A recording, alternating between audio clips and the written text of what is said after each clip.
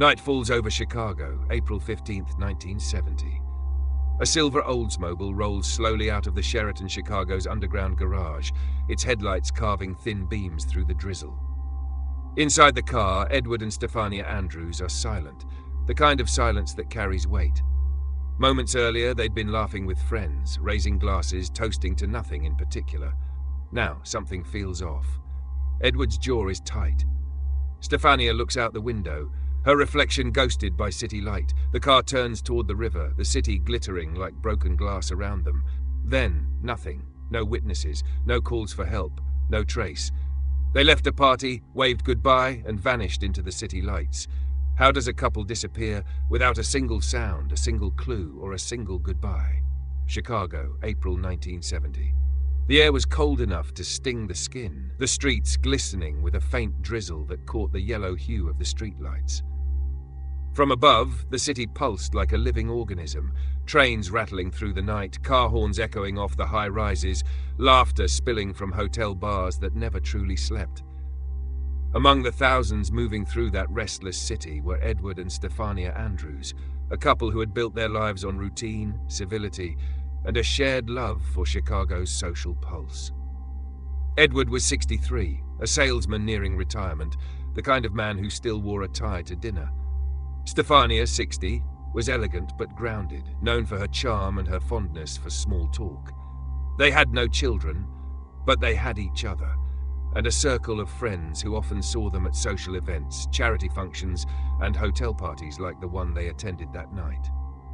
It was April 15th, a Wednesday, and the Andrews had been invited to a business cocktail party at the Sheraton Chicago Hotel, just off the Chicago River.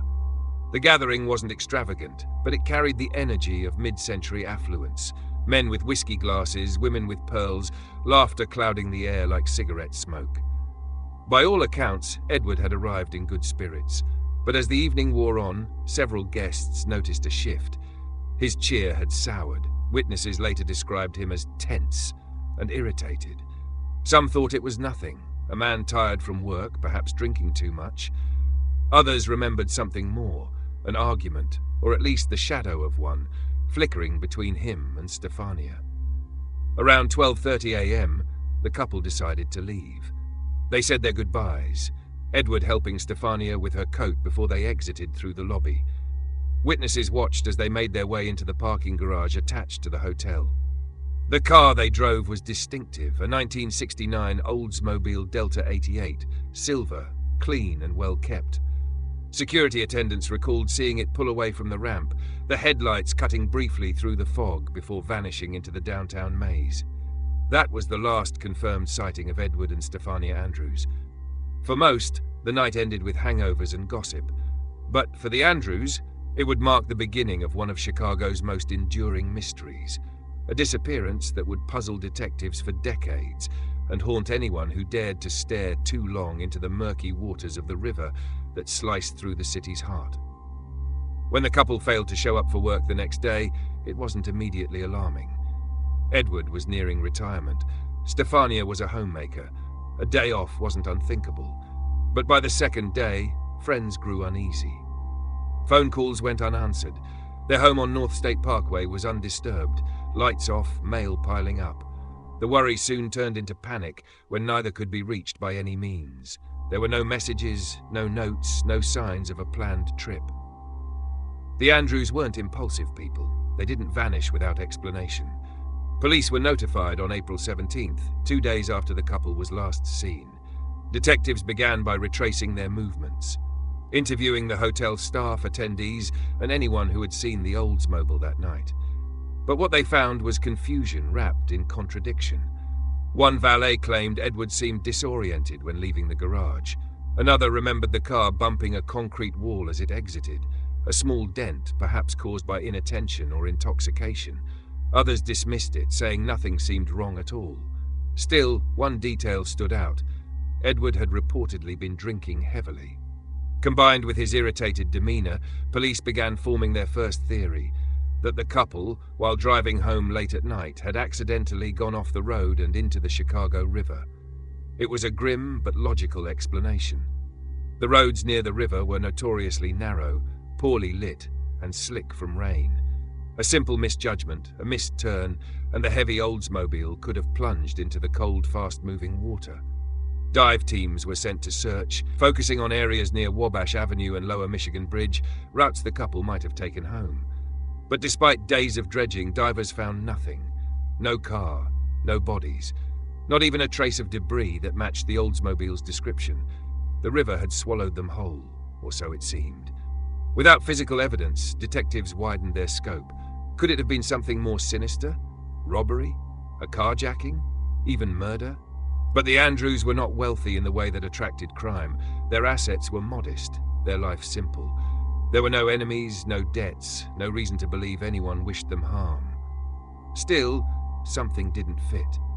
Why had Edward seemed so tense at the party? Why the sudden decision to leave early and the strange driving behavior observed as they exited? Friends described the couple as deeply bonded, but others hinted at subtle cracks. Edward had grown more irritable in recent months, withdrawn even. Some whispered about depression. Stephania, though graceful in public, was said to have confided about his dark moods.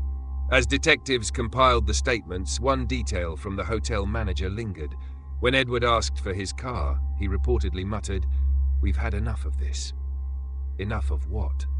That question would linger for years, unanswered, as the river flowed on, indifferent, beneath the glowing city that had already forgotten them. You're watching Trace of Evil, where we reveal true crimes, unsolved disappearances, and mysteries surrounding crime. Like and subscribe to watch more episodes from our channel. Let's get back into the story of Edward and Stephania Andrews. The elevator doors slid shut behind Edward and Stephania Andrews. The lobby of the Sheraton Chicago was quieter now, the music from the party above fading into faint echoes. It was just past 12:30 a.m., April 16, 1970. The city outside was alive with the flicker of neon, the low hum of cars gliding along the riverfront, and the spring wind sweeping across Michigan Avenue. A doorman remembered them walking out together, Edward looking tense, Stephania whispering something that made him shake his head. He handed over their parking ticket, and moments later, the couple's silver 1969 Oldsmobile rolled out of the garage. Its headlights cut through the darkness and joined the stream of cars disappearing into downtown. That was the last confirmed sighting of Edward and Stephania Andrews. They had been expected home that night. Their condo on North State Parkway sat just minutes away from the Sheraton, a route they had driven dozens of times. But hours passed, then a day, then several. The lights in their apartment remained off, mail began to pile up. And when Edward didn't show up for work, alarm turned into concern. By April 20th, 4 days after the party, police were called. At first, investigators suspected the obvious, an accident. Perhaps they had driven into the river. Chicago's Lower Wacker Drive, with its unguarded ramps and dark turns, was notorious for accidents. Maybe the couple took a wrong turn after a night of drinks. The idea seemed plausible until detectives began digging deeper. Witnesses from the party painted a more complicated picture. Several guests recalled that Edward had seemed irritable and agitated. One claimed he was complaining about the behavior of younger attendees. Another said Stephania seemed embarrassed, trying to calm him down. A friend remembered her saying they should leave before it gets worse. The couple's departure had the flavor of something unresolved, a quiet storm brewing between them. But even so, an argument didn't explain the vanishing completely.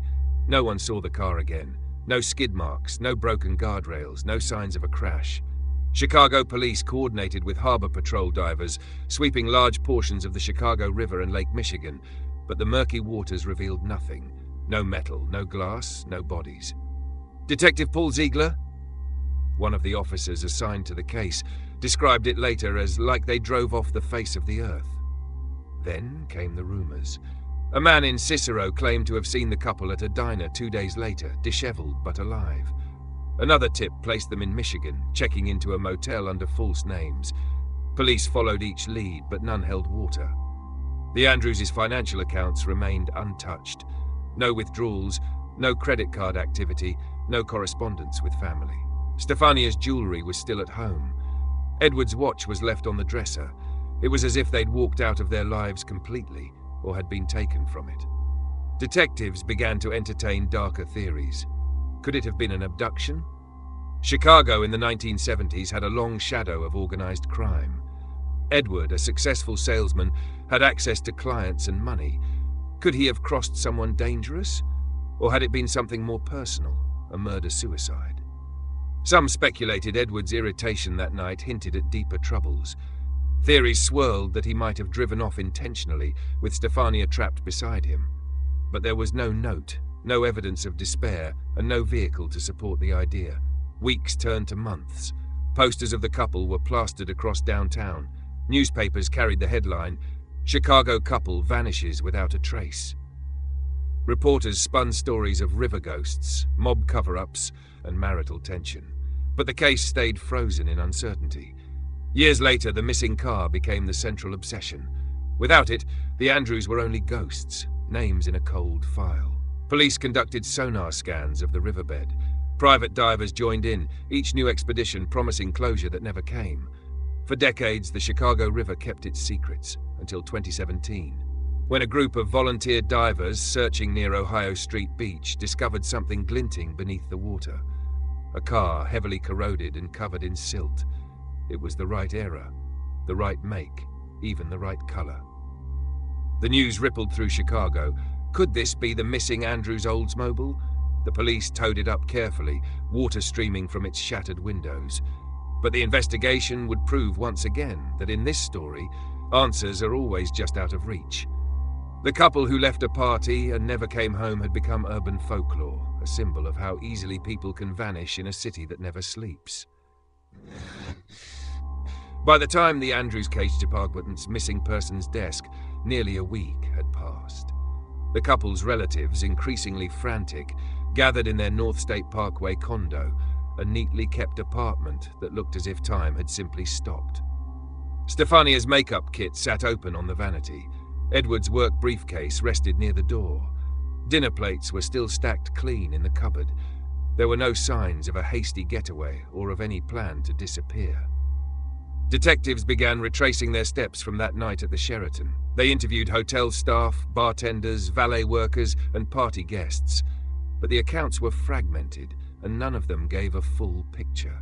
One valet attendant remembered the Oldsmobile clearly, saying Edward looked angry as he pulled away.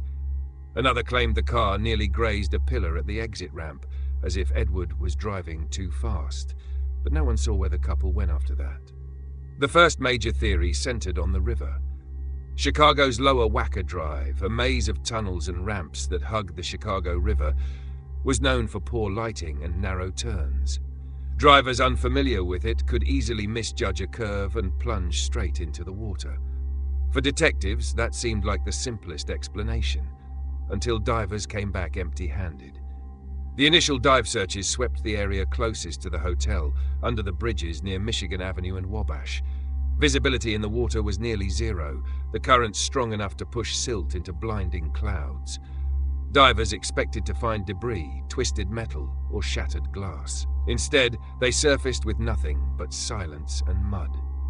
If the Andrews' Oldsmobile had gone into the water, it had either drifted out into the lake, or someone had made sure it would never be found. Weeks later, investigators began looking elsewhere. Detective Sergeant Jack McGivney, one of the lead officers on the case, told the press, "This isn't a typical missing persons case. We're not sure what we're looking for, or if we're looking in the right place." The comment fueled public fascination. Newspapers ran headlines like "Mystery on Michigan Avenue" and "Vanished into the river." The Andrews were now a topic at dinner tables and dive bars, a respectable couple who had simply evaporated. But not everyone bought the accident theory. Some of the couple's friends spoke of tension in their marriage. Edward's drinking had increased and he'd become withdrawn. Stephania, always sociable, had confided that she sometimes feared his temper, yet no one could recall any incident that hinted at violence. Then came the rumors, the lifeblood of every cold case. A man from Gary, Indiana, swore he'd seen the couple at a motel 3 days later.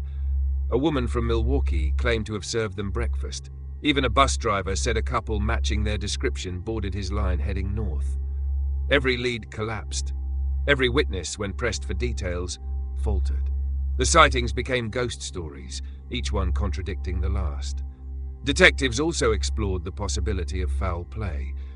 Edward's job as a sales executive had him dealing with large accounts and corporate clients, the kind of business that could easily overlap with organized crime circles in Chicago's underworld. There were whispers of debt, bad deals, even threats. But without proof, it was speculation. By late 1970, the Andrews case was drifting into the archives. A year later, it was officially declared inactive. No car, no bodies, no motive. Just a missing couple swallowed by the city. For decades, the story would surface occasionally, in old newspapers, on radio talk shows, and in local legends. Taxi drivers would point toward the river and say, "That's where the Andrews went in." Others believed they'd fled intentionally, that Edward and Stephania had grown tired of their lives and escaped together, leaving everything behind. But the evidence said otherwise. Their bank accounts were untouched, their home left perfectly intact. Their friends swore they would never abandon their lives without a word, and so the story slept undisturbed for nearly 50 years. Then came 2017. A group of volunteer divers with a non-profit called Adventures with Purpose were scanning the Lake Michigan shoreline near Ohio Street Beach, a site only a few miles from the Sheraton where the Andrews had last been seen. Using advanced sonar, one diver spotted an outline buried deep in the silt, a long, sleek object with the contours of a late 60s sedan. When the car was finally brought to the surface, it was so corroded that its paint had turned the color of stone. The plates were unreadable. Inside, only remnants of metal and cloth remained. No remains, no personal items, no way to definitively identify it as the Andrews vehicle. But the timing, the location, and the make were eerily close. The story hit Chicago headlines again. Detectives reopened the case, comparing the recovered vehicle's frame number to old DMV records, but decades of water exposure had erased nearly everything. To this day, no one can say for certain if that car belonged to Edward and Stephania Andrews. The discovery reopened the wound, but not the answers. More than half a century after that night, one haunting truth remains.